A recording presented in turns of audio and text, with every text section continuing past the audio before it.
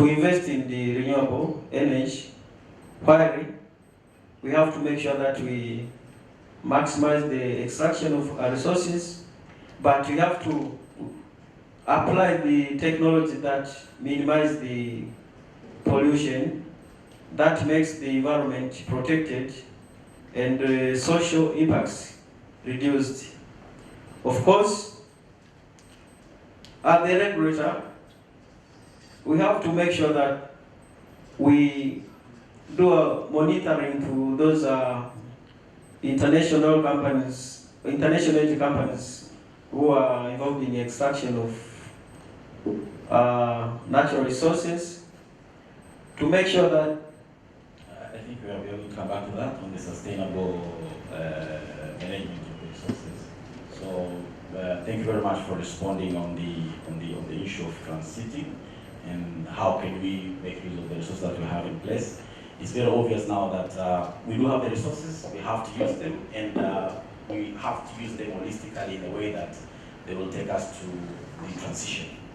So now, having spoken about the role of technology in minimizing the emissions, it's a good thing that among the panelists is one from the academia, where you do researches. So what is the position now, or what's happening now with academia in respect of the researching that will enable Tanzania to navigate in this energy transition with the sustainable development of our resources? If you can respond to that, Karim. Thank you. What we do in academia in response to this global call on the action to take or intervention to take to reduce the impact or achieving the goal of net zero, particularly in Tanzania and particularly at the University of Dar es Salaam, we are doing a lot of research and projects focusing in this area in different directions, starting with researches on cutting-edge technologies. For example, 2 years ago, we had some student project on inventing or installing some detectors on the this household gas improvisation, so that they can detect emission and automatically switch off the cylinder, so that it will use, first it will use emission, and secondly it will make the safe to the user's environment. So that was among the research that was conducted by some students. And more also, just last year, I had a master's student working on the evaluating how we can store CO2 in the reservoir, and she has graduated.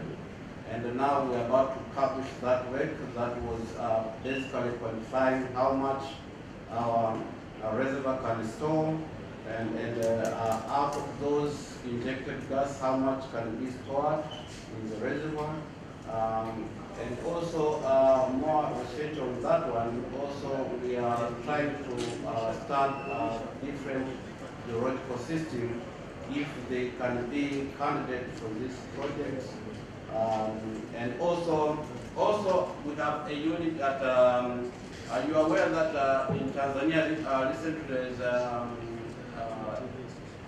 encouragement for people to convert their engine into the utilization of natural gas, CNG. And luckily enough, for one of the units which is offering a lot of consultancy, is houses at the University of Dar es Salaam in collaboration with AIT. So they convert the normal diesel petrol engine to the gas engine. And for that also, we are doing much research on where we can construct, increase the number of these gas filling stations.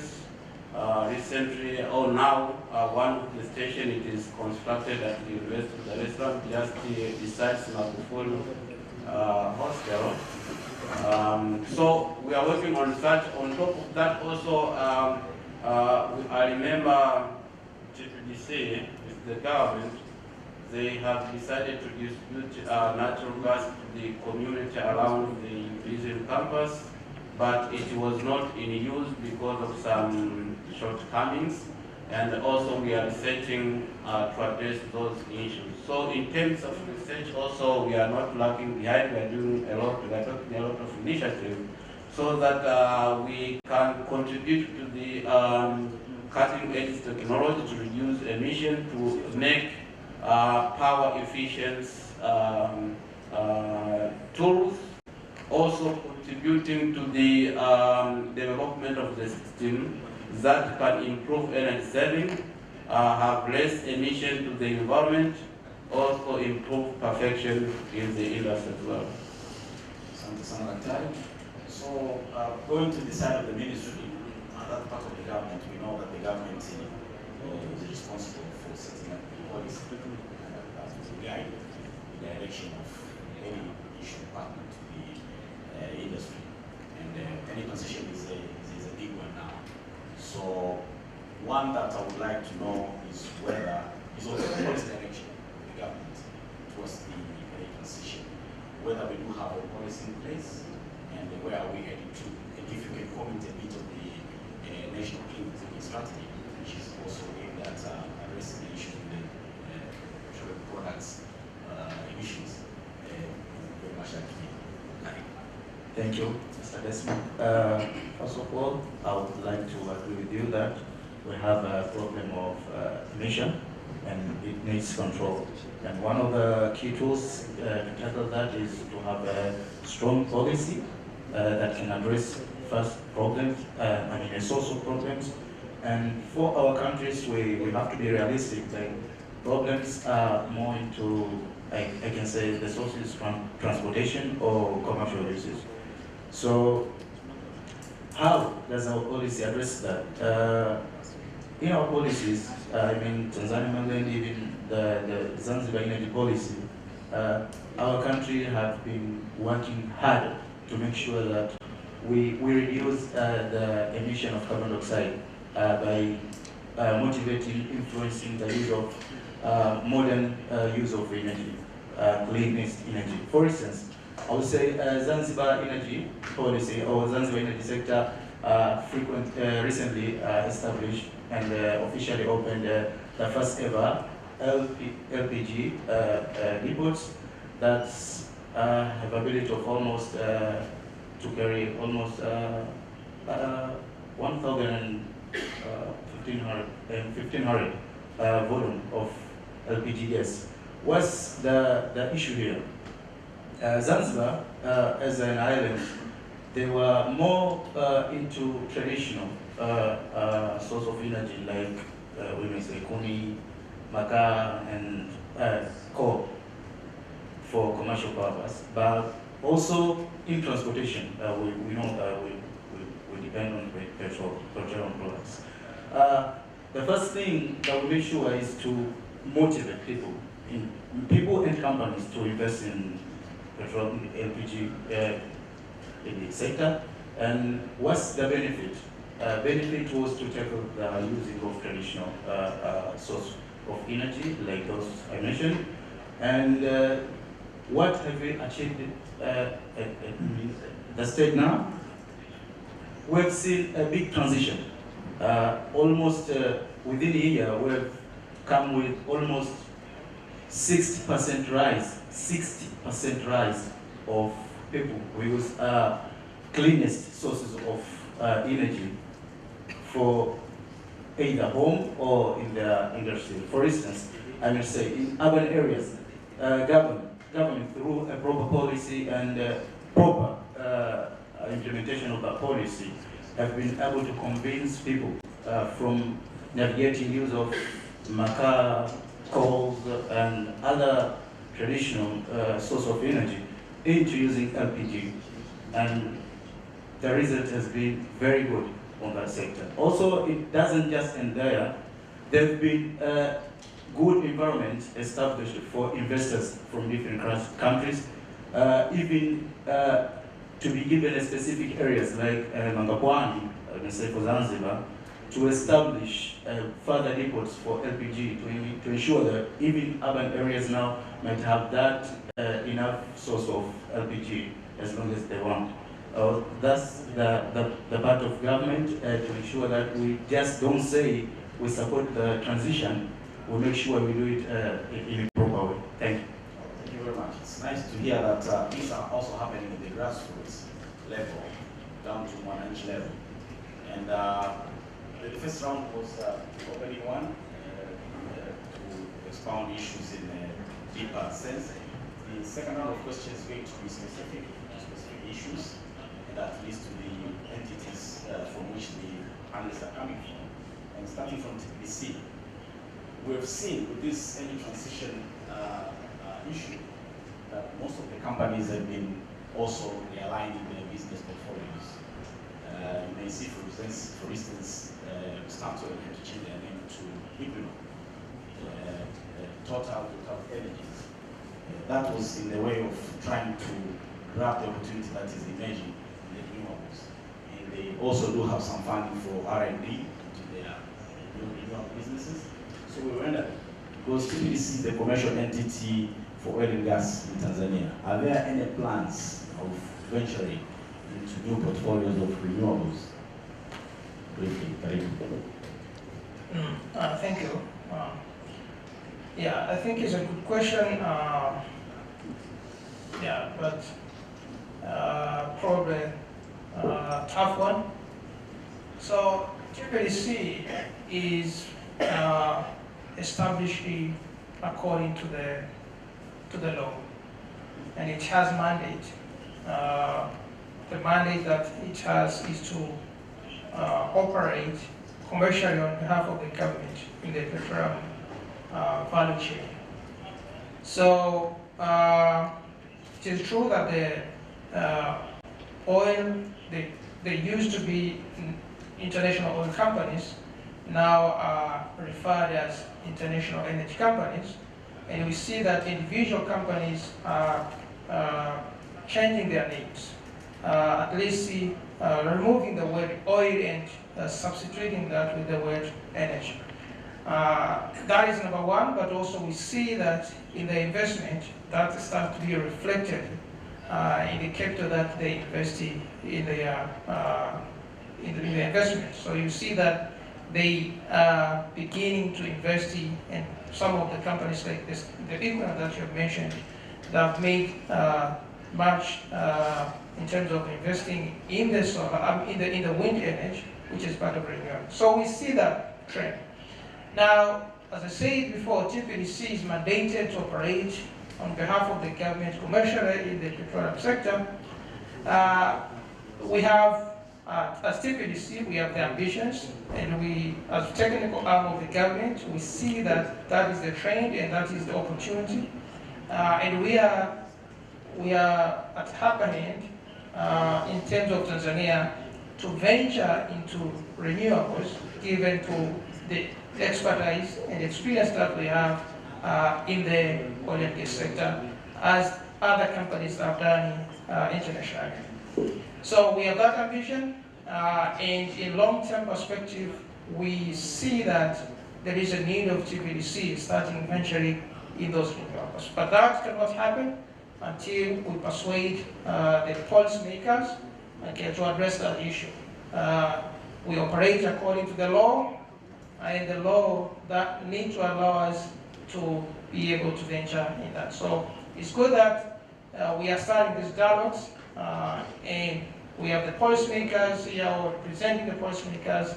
I think it is good. It is a good time now to start looking at this. How can we build on the expertise, the experience, the financial muscles that TPDC, the national oil company, has to venture into these new opportunities in renewables.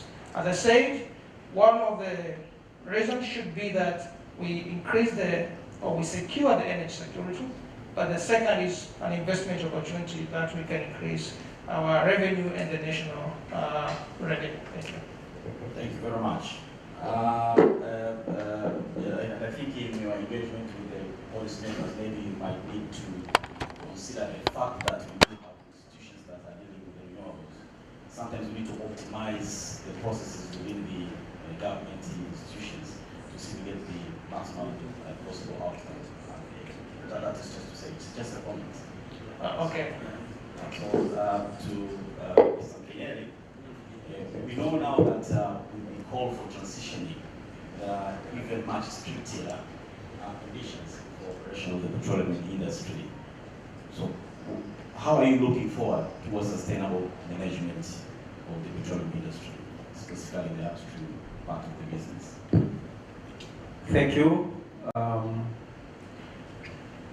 The Petroleum Upstream Regulatory Authority, being the regulator for the upstream operations, our role is to advise the government to make sure that we continue with investment, we continue with exploration, extraction, and the utilization of the petroleum resources within our country.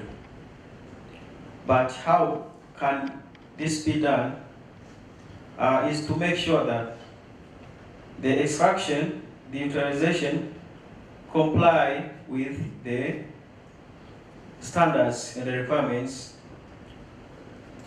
They have to comply with the global initiatives to reduce emission for the carbon. That means the operations have to comply with the technologies which can reduce the emission. For instance, we have the decarbonization technology. We have also the technology to extract hydrogen from the natural gas. Those are some of the technologies. But at the same time, to make sure that the investors, they have to employ some of the technology like the carbon capture, storage. Those are very important. On the other side, also, as the regulator, to make sure that we enforce the compliance to the international standards, to the international agreements that require a reduction of the emission. For instance, the Paris Agreement, that requires to make sure that we have reduction of global warming at least to less than 2 degrees. So those are roles to the regulator to make sure that investments are done, but they have to comply.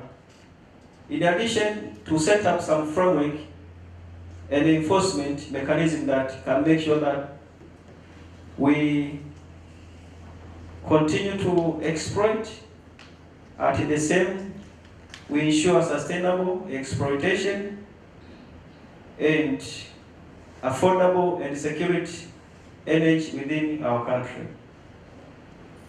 Thank you very much. That brings us to the very critical question again, the question of technology. It's very obvious that the regulator is aware and recognizes the role of technology in making the sector sustainable. And he has spoken of the technology of capturing and storing the carbon dioxide in the subsurface, blue hydrogen, which is the question of how we can attain it from the academia or the research institutions. So it's very obvious the synergy is very important again in making this viable. So again, going to the academia and the research industry, we have seen from the developing nations now that a lot of rearrangement is also happening in the academia, in the research institutions. More of the focus is thrown into the renewables, and less of investment is taken into developing of new tools or new technologies in the petroleum industry. For instance, I know some of the universities in Europe, for instance, that phased out some of their research groups for petroleum industry. They there are some universities that have also phased out some petroleum geology, petroleum engineering courses. There are some scholarships that used to finance students from across the globe for petroleum-related courses. They are also phasing that out. And as much as we're willing to continue to use the resources that we have in place, we need to have a mechanism of, one, to make sure that we continue imparting this knowledge to the young ones that they develop in the industry. But secondly, to train new skills that as we transit, as we shift to the new normal, people are ready and they can engage fully.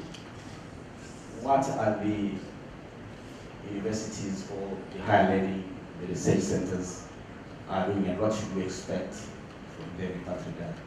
Dr. Karim. Thank you. It is true that when this movement of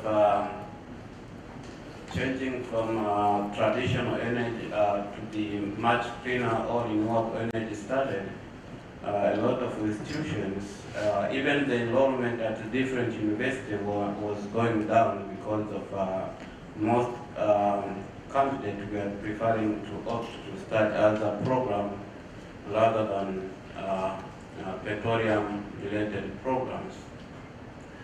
But also, the industry itself, to respond to that one, it has started different approach. First approach from the starting with the general industry. It is trying to make the practice in petroleum industry in such a way that it reduces emission.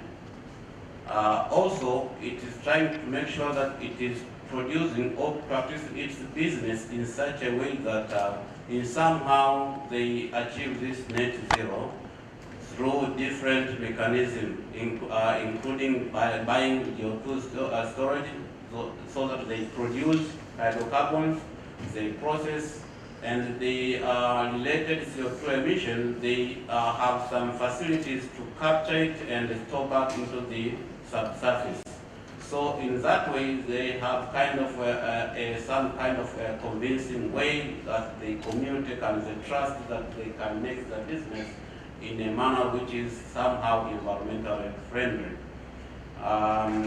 But what we do to also, we have seen, as you said, that another movement, they are trying to change the names. Instead of being oil company, oil institution, they are reshuffling to kind of avoid using hydrocarbons, which also we are trying to do in our institution in Tanzania as well. We are trying to change the names. For example, instead of being called the Department of Petroleum Science and Engineering or Department of Petroleum Science and Geology, it could be maybe Department of Geoenergy and Department of Geoenergy, for example.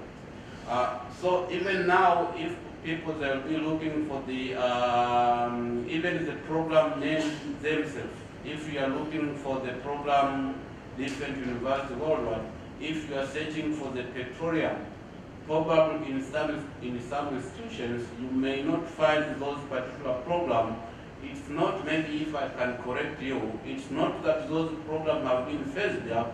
No, they have changed the way they can be called so that they can incorporate oil and gas program as well as other programs, so that they encourage this energy mix. Because one of the Paris Agreement in this movement, it is basically two requirements. So it is encouraging broad energy mix, and the second one, it is to allow unlimited and unconditioned collaboration among institutions and the government. So we bold that one also in the industry, that petroleum industry, when we are doing business, also we can collaborate with other sectors, so that, for example, for the case of vehicles, even now oil companies are the big player in manufacturing these electrical vehicles, and other means of other machinery, apart from being using this conventional energy, they can use other sources of energy. As also my colleague has been mentioned that they are also playing a role in generating this renewable energy. So they are also investing a lot in other sources of energy. So for the case of the University of Dar es Salaam particularly, we are in the process of even changing the name of our department, and maybe afterward we may also consider how we can rename the degree program so that also we can comply or fit to the global perspective and the reflection of people as well. Not only that, since also we are playing a role in generating capacity that will be playing a role to in the tomorrow and in the future. Also in our curriculum, we are trying also to include some programs that will build competence to come. It is more confident that petroleum will not stop maybe within this 30, 40 years. I'm sure for that one. So maybe what we have to change it is the ways, the practices that have been used. We have to change it so that we have less impact to the environment and also making it much more efficient so that even the community can also give a trust on the industry as well. Thank you very much. Maybe again to the ministry. The main theme or the main topic here is on the contribution of the petroleum industry to the energy transition. And in order for the petroleum to bring value, you have to take it out of the ground. You have to invest some money to explore for it, you have to develop it, bring it on the ground, process it, take it to the market. So you can realize the actual value. All these undertaking consume some capital. And the way the industry operates, capitals should be approached outside of our countries, outside of Africa. And we see that most of the venture capitalists are changing the way they operate. Actually, they become less and less attracted to the petroleum industry, and perhaps they're doing more. They're still there. So the big question, as for the oil industry, which we know is very important for the development of the country, is to how to balance this delicate swing between development and sustainability. From the ministry, where do we see we should go about so that we can attract capitals still in the petroleum industry in the country? Thank you. As a person from ministry, I would say we still have room for development, exploring, and production of petroleum products. We cannot just say like there's less, let's say, investment or less interest. It's evidence that even most of those developed countries still depend on petroleum sector in the development. For instance, Russia. Supplying of those petroleum products is what makes it still one of the biggest countries with power. So that's, I think, should be like discouragement for us. We should still stick to our plans. The only way is to look on how it can affect our country as well. And we might have to have a proper plan for that, like making sure that maybe there is a good part of revenue that's returned to make sure that we have proper environmental management. But for the case of development, we still have room, and I believe as a part of leaders from ministry level, because I see how much this sector still attracts investors, and so I believe we still have room to use petroleum industry to make sure that we move from this step towards the Panelists, and now we are going to shift the participation to the audience. We'll have 2 rounds of questions, 4 questions each. Please welcome. The end at the back there. The end at the back there. and then the Tanga, and then one here, and then I'm trying to look for new faces that have not participated in the earlier sessions so that we hear from them. So at the back there, we do have another round of questions, so I hope. Asante, thank you very much.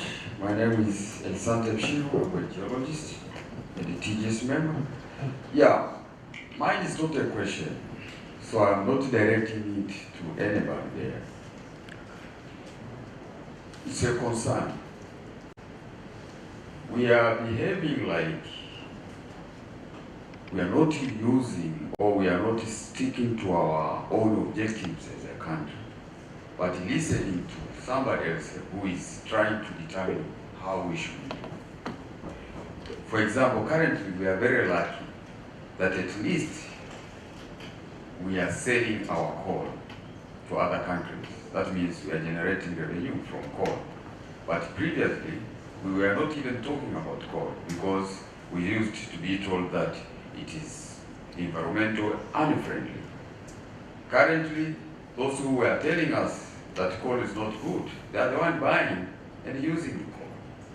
Now we are going again saying that oil and gas is not environmental friendly, and we have not even used it. To us, these are our strategic resources. So how should we go, or how should we benefit from these resources? By 100% listening to people from outside, actually who have used the resource and impacted the world negatively to where we are today. Listening to these guys will remain where we are and maybe not developing to reach to where they are. We should be very cautious in making decisions. There is a big generation of Tanzanians who are taking the, I would say, the professions, hoping to work in the industry. But now we are trying to change, leaving maybe our coal and our gas underground, while continuing suffering to maybe a very expensive energy, green energy. It's like people are trying to make sure that we are remaining where we are supposed to remain. To me, I'm not happy. Thank you very much.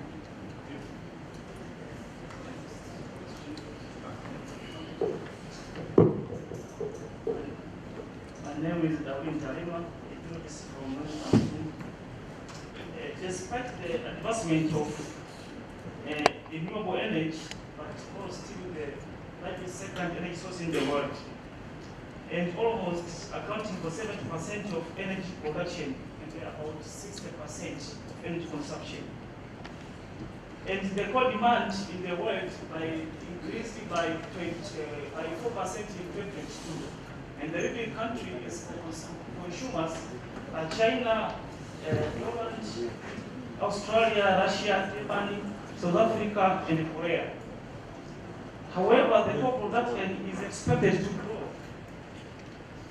expected to last longer, approximately 115 years, compared to the conventional oil and gas. And it's projected coal consumption annually, the rate will be 0.6 up to 2040 years. 2040, yeah. Now, the question is, Dr. Shaibu and the other panelists, what is your comment and the view on this compared to oil and gas energy source? As previous contributor, Dr. Shu said, why are these guys expecting to consume more in 20 to 40 years to come, while at the same time that's cutting coal productions? And still we have a lot of coal in Tanzania. What is your comment on that? Thank you. Good morning. My name is Naiman Samana from the Mining Commission. First of all, would like to congratulate the panelists for their contribution. But I will want also to add on Dr. Mshio comment. Likely and frankly speaking, Africa, we are not even the contributor, rather we are the consumers of the carbon dioxide which is being emitted from those industrialized countries. So I think we should continue to use our coal, and we should continue to use our petroleum and gas that we have in our country, rather than playing, because it's like these industrialized countries are now making us to continue being their market. That's why they are always keeping on changing the way, the policy they make, and then bring to the world. Now they know that Africa will stay where we are. But coming to our use in our local use, like leaving the use of the Koni and Mka, I would like to put the question to the TPDC. So far we have the plan, like we have to use the clean energy in our household. We have the gas. But the rate of distributing the gas into the household is so slow. It's really embarrassing. Like even in Dar es Salaam, how many households are now tapping directly the gas into their household? And we are just speaking about that small ratio. We have the factories actually, which they can also use and utilize the gas that we have. And it is money, but the speed that is being used to distribute the gas into those, I think even the household live there in the factories, it's very low. It is really embarrassing, and if there is any way that we can improve the speed of the distribution of the gas into the household, then the factories in Tanzania, that would be very important. Thank you. I think those are four questions. The last one, please. You go for the second round. Yes. My name is Maswi from Geological Survey of Tanzania. Mine is just a tricky question, going to TPDC as explorer, as well as PURA as a regulator. Recently, we are experiencing scampering of harnessing clean energy sources in geothermal, in a hydrocarbon reservoir. For example, nowadays, Ministry of Mineral, we are experiencing a lot of negotiations are going around. People are looking for the license, lithium, for example, from hydrocarbon system. I think is a geothermal, hydrothermal system, which is sometimes sharing the same reservoir with hydrocarbon, hydrogen as well, geothermal system, geothermal energy as well, and the helium gas. Assuming TPDC and PURA, you are there as a mediator, and you have a veto. How are you going to roll this? Because I can see there is a scampering going around on these resources, which might be sharing the same reservoir with the hydrocarbon system or sources. Thank you for the questions. I think I would welcome the panelists to respond. Maybe we start with Dr. Shaidu.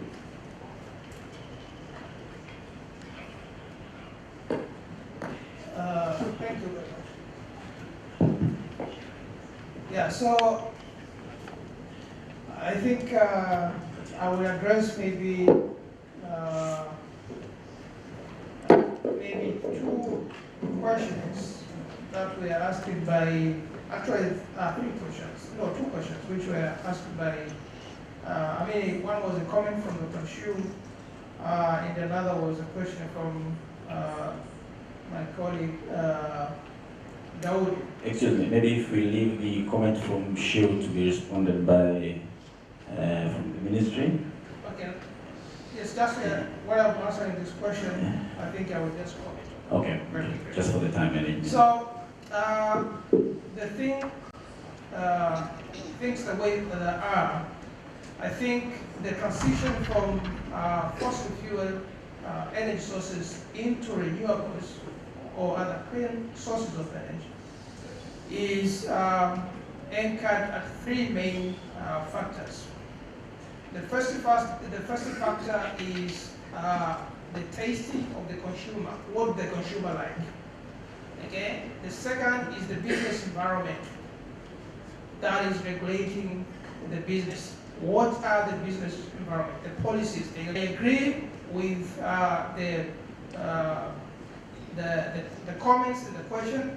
It is true that we need to have our renewable, our fossil fuels ongoing, but we should bear in mind that these three factors, they have a big role to play. Okay. If you're producing but you have no consumer, it's a problem. If you want to produce but you don't have capital, someone who can give you the capital is not ready to give you the capital, it's a problem. If the technology replaces, let's say, all the vehicles, remember, we are not producing the vehicles, okay? We are not making the vehicles. Those who are producing the vehicles, if they phase out fossil fuel dependent vehicles and they replace them with the electric vehicles, so you lose the customers. So that is in a nutshell. But now coming to the point of coal, my suggestion, as I said earlier, if you look at these big countries, they are still dependent on coal. So for Tanzania, coal should be our energy source. Instead of even exporting it, we can even use it to maximize the energy that we have in the country. If you look at our energy mix, it's like we depend on other sources of energy. So I agree with Daudi that coal should be one of our energy source until when maybe our depot is over, we cannot produce any more from our coal depots. The second question was the rate of connecting households with the natural gas. First of all, I need to make a distinction between the natural gas and the LPG. The natural gas that we are producing from Sibati or Nasbe, and the one we are producing from Songo is not LPG and cannot be converted into LPG. Okay. So we cannot pack that natural gas into the cylinder that we always buy from the LPG, for the LPG gas. So there should be that precision that the way we can connect or we can deliver the natural gas to the user in terms of household is quite different from the way we can deliver the LPG. Now it comes the issue of cost. So like all the households that have been connected so far now in Tanzania, Dar es Salaam, Mtwara, and I think partly Lindi are all sponsored, were all sponsored by the government. Because the cost of installing the infrastructure for natural gas into the household is expensive to the extent that the individuals, only few can manage that. But another thing is the factor of infrastructure. As you know, most of our part in terms of the country, they are not well planned to the extent that you need to make sure that you have a proper connection for natural gas pipelines, and you need to have a planned area, and that is another challenge. So we have the challenge in terms of costing, but also we have the challenge in terms of the overall infrastructure. But the ambition is there, and the aim is to increase the number every time, and I think the number will keep on growing as the costing probably goes low, but as also the time goes up. Another thing maybe to add is the natural gas that we produce. Maybe for your information, we don't have surplus capacity as of now. Everything that is produced from our two producing fields is insured. Okay, so you can see that also the actual demand, the current demand now, the actual consumption is almost equal to the actual production. So we aim that, we anticipate that once we increase our production, we are anticipating to have the the natural gas being produced from the Victoria gas field probably in 2025, next year. We expect that our natural gas production capacity will increase, and we will have surplus probably natural gas for new customer, for new demand, and that can cater for these other, I would say, consumers, such as households, as well as the vehicles. So the other question was shared between Pura and TPDC from Masu regarding the conflict of, I would say, the coexistence of two investors searching for different resources. We have an investor looking for oil, and we have an investor looking for helium, and they all share the same reservoir. Geologically, that is possible. The methodology of searching for oil and gas is almost the same as the methodology for searching helium or hydrogen. So I think I will not dive deeply into this, because I think Impura is the guy to answer this question. Thank you very much. Very good. Okay. Asante. Okay, thank you very much for this answer again to respond to some of the questions. I will go straight to the last question regarding the scramble. You mentioned the scrambling. We are coexisting to the same areas being licensed to different companies searching for different resources. We are all aware that the natural resources within Tanzania belong to the government.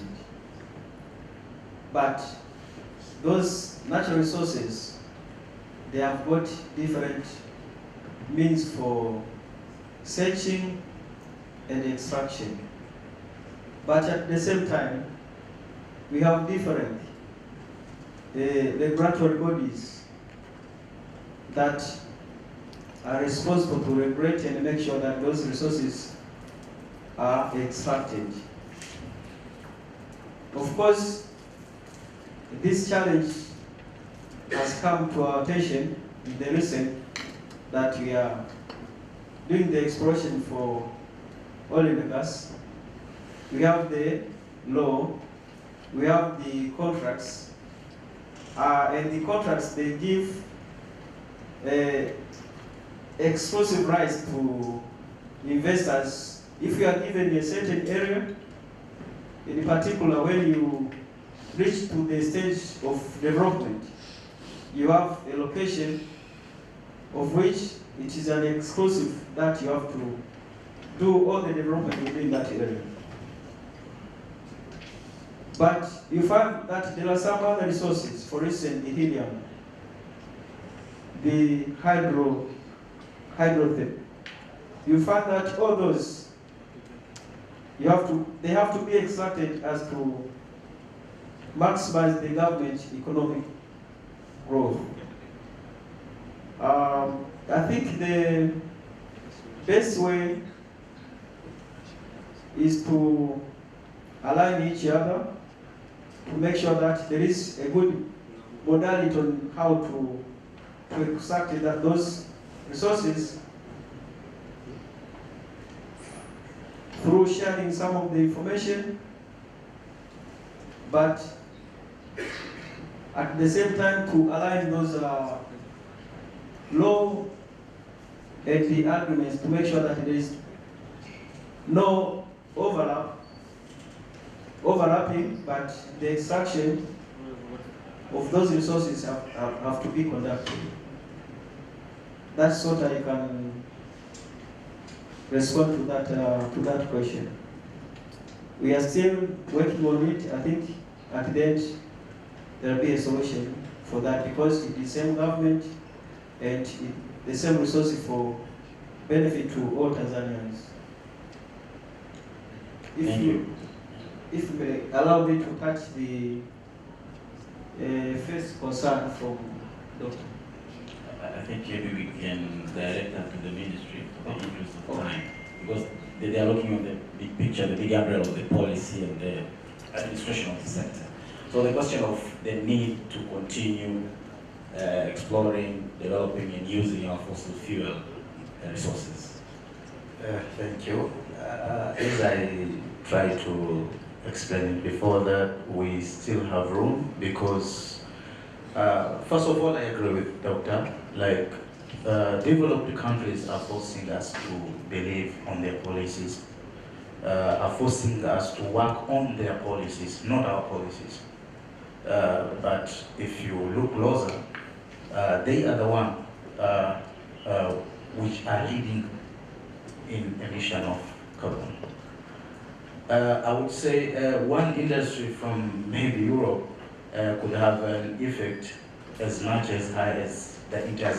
But they're the one who keep telling us like we should preserve this and that, we should stop exploring, we should stop production. So it's more like a business issue more than an environmental protection issue.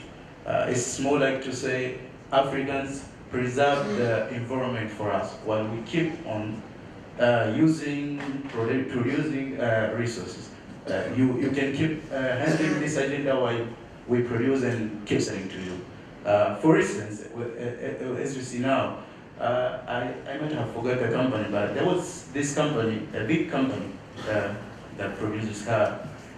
First, it had planned to stop car production that uses fossil fuels by 2025. But based on response on their market, now they gave statement that they are going to extend for a while. So you can see it's not much concern on the environment, it's more like what markets say. For instance, even when they say we should stick on maybe strategic minerals for production of electric cars and everything, those strategic minerals need mining process, and mining process we know, they destroy environment as much as we do on using fossil fuel. So it's more like a business issue here. So I would agree with Doctor that we should stick on our belief on our policies more instead of just taking what we get from international conferences, because there they preach another stuff and what they do is quite different stuff. Thank you.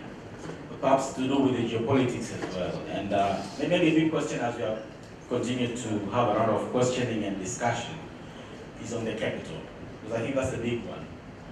That's the big one when it comes to developing the resources that we have in. We, at a large extent, we still depend on the capital from the outside. And these guys from the outside are the ones that are providing these conditions. Maybe we need to brainstorm on how we can venture and secure capital internally, maybe perhaps from Africa, perhaps from the financial institutions within African relief, rather than depending on sourcing from outside, because it's the one who gives you food on the table. It takes how you should eat it. So that's a problem. That's a very big problem. We should not stop saying that. Maybe on another round of questions, Buana. Good morning, ladies and gentlemen. Once again, my name is Brian Tosh Buana. I'm the team lead for Moja Contracts. My question goes to, sincerely, to the whole team. One, what is the national agenda for sustainability in the oil and gas sector? I have not heard that anywhere, and especially on the ministry officials who are charged with policy. Where is that narrative? The discussion that Dr. Nshui told us for us to have and champion our own African solutions for our own African energy transition. Where is that debate? Two, in the entire discussion, and if I asked even the professor, what's the carbon footprint of the oil and gas sector in Tanzania? I would like to have an answer. Because that's where we need to focus. We've all been discussing for the last 10 years that Africa needs to champion its own energy transition plan. But we're talking. Every time we're meeting in conferences and talking and talking and talking. I think enough of talking has been done, and that's why I'm saying, could we start now having a strategic engagement, a plan, a the policy and move. Then lastly, does the team at national level have a social license to operate nationally, but more importantly, transboundary? I had to give one because it was there from the very beginning and we had another person instead of him. So we're going to have four, number 1, 2, 3, 4.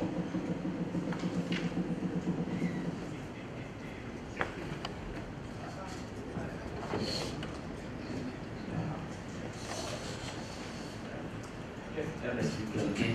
My name is Abraham Buke from Mining Commission. My questions goes to Pura and the TPDC.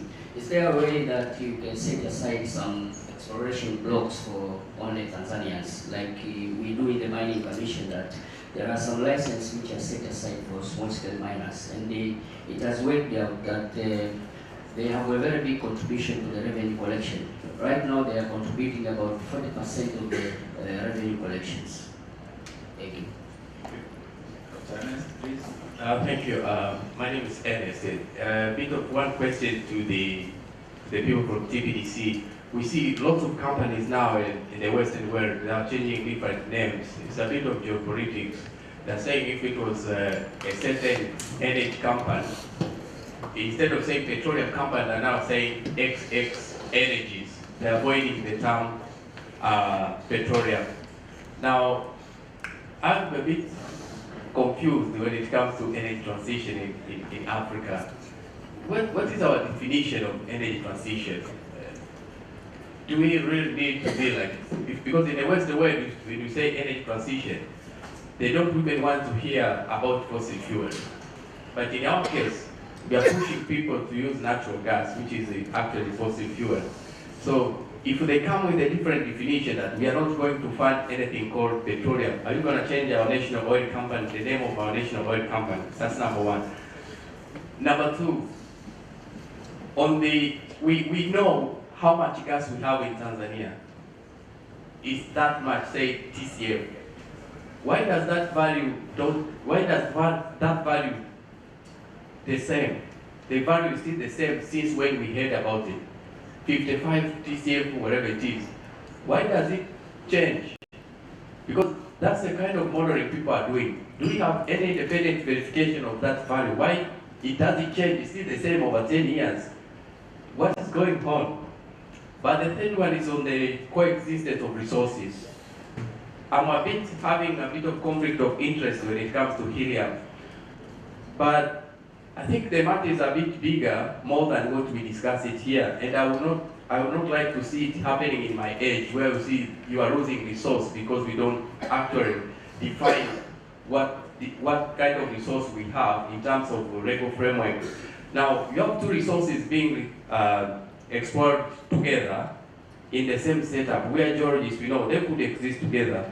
But it's not the first place in Tanzania where two resources, helium and hydrocarbon, existing together.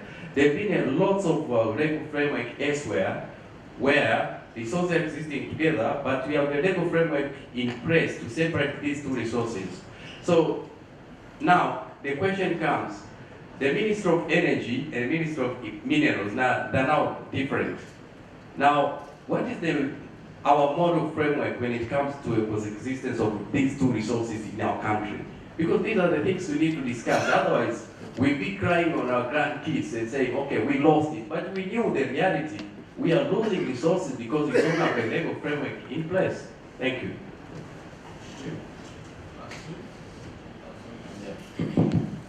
My name is, very briefly, please.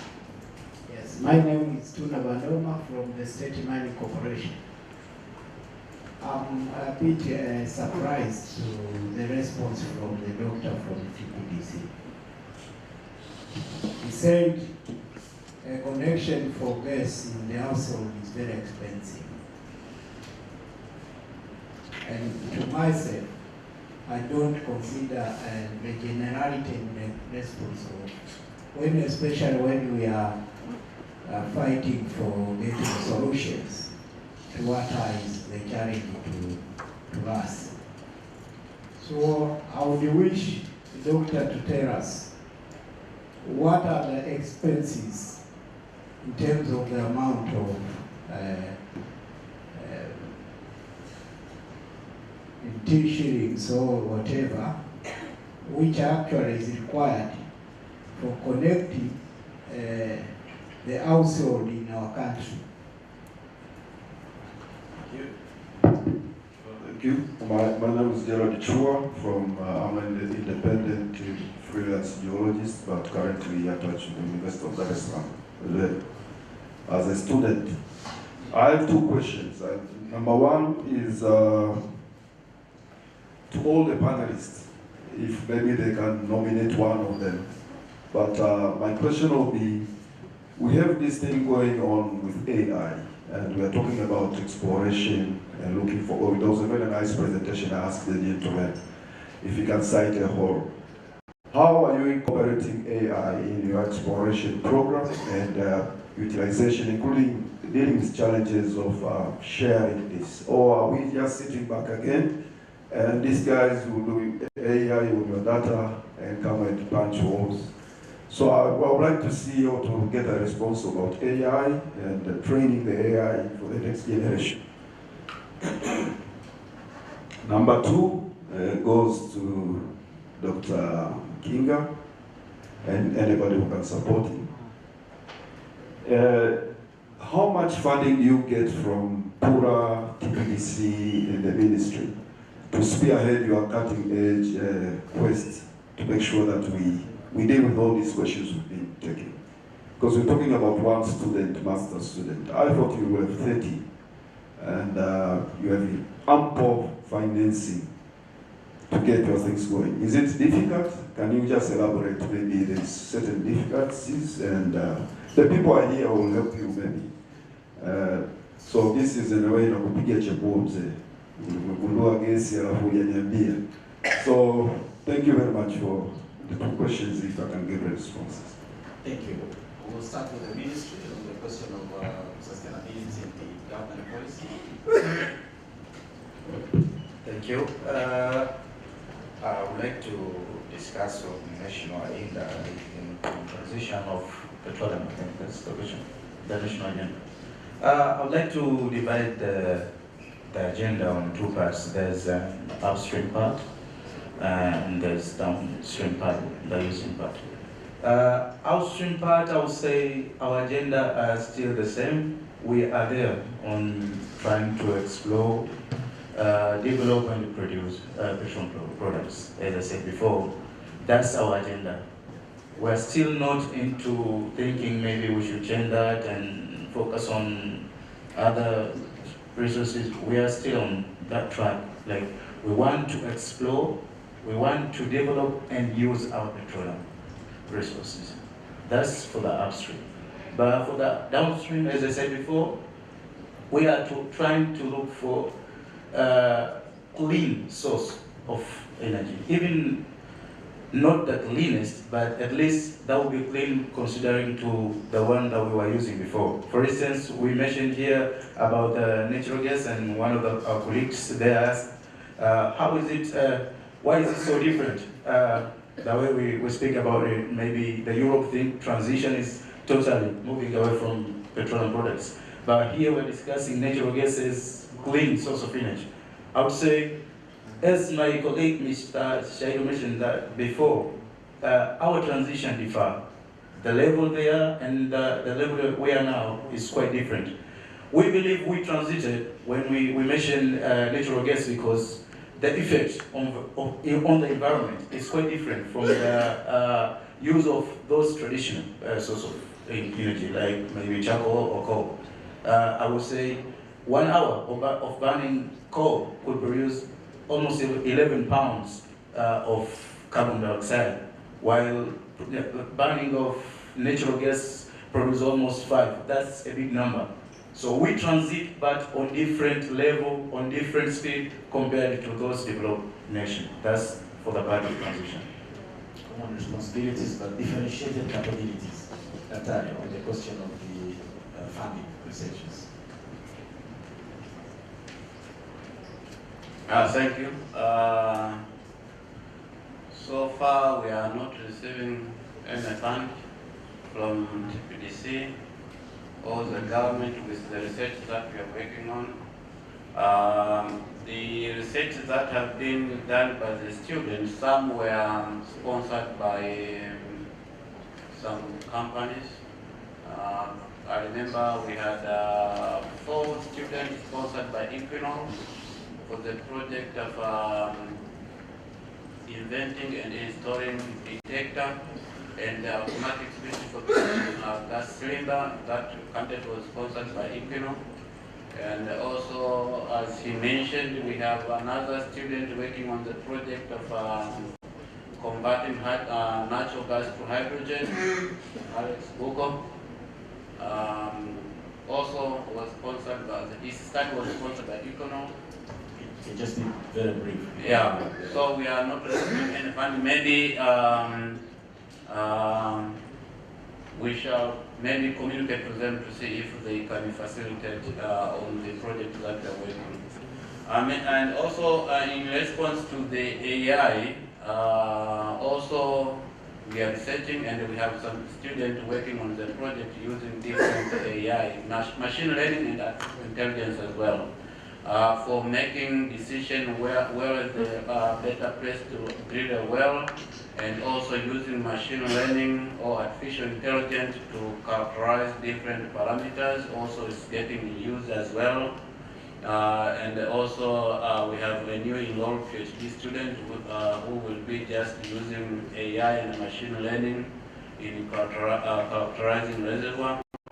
And in response to the first question on the carbon footprint for Tanzania, I remember the statistic in 2022.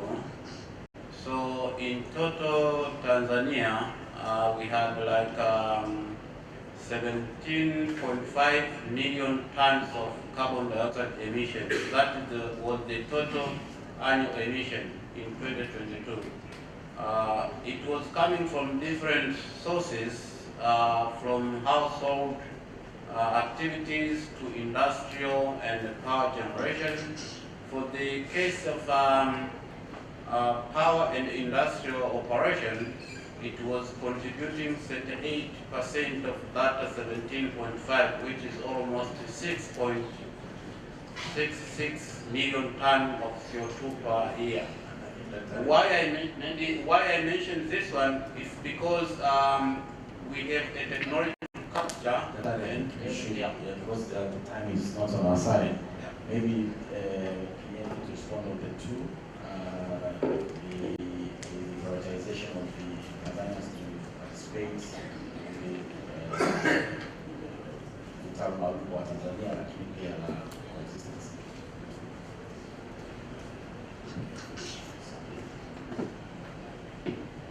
With regard to participation of Tanzania to the exploration blocks,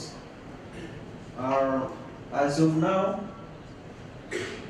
there is no mechanism apart from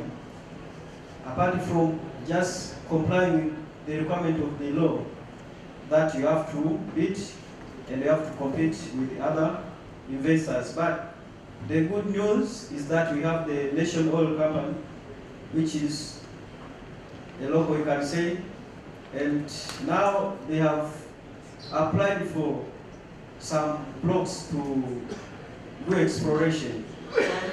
About 5 blocks they are under application. So with the time then we will have a national company which can utilize the internal resources, human resources, to do the operations, the exploration and all the operations. Coming to the question of overlapping, I think even Pura, we are not happy that to see there is overlapping, conflicting on how to extract these resources. But I think the solution is to align the legal framework, but also to collaborate and consult each other. The regulatory bodies, they have to collaborate. If it happens that you have for example, Pura has given license for exploration, oil and gas exploration. So if they mine, they have to consult Pura so that we align on how to handle these resources. Thank you very much. I think with that, with that comment, we should come to an end. I've just been told that the guest of honor for closing our session here is just here. We'll take a break to have this place prepared for that. So, tea break. Thank you very much for your participation. It was very insightful. All the panelists are around. We can have engagement as we go around with them. Thank you very much for your participation. Thank you.